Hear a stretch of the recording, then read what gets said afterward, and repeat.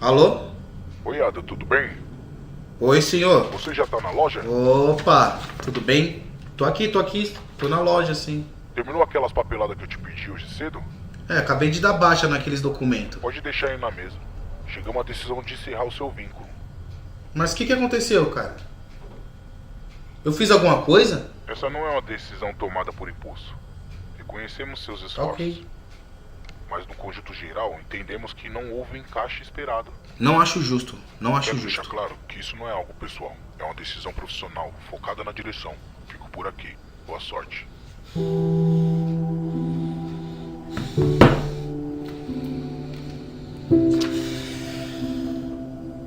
Não, vou ligar pra ele, cara. Não, tá brincando comigo. Eu vou ter que dar um jeito. Não, fica assim não, mano. Inadmissível. Fica assim não. Cola aqui amanhã.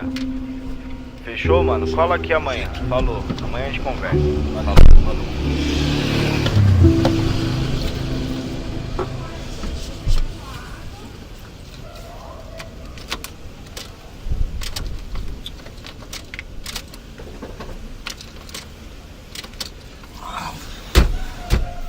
Não acredito, cara. Era só o que me faltava. Não acredito nisso, mano.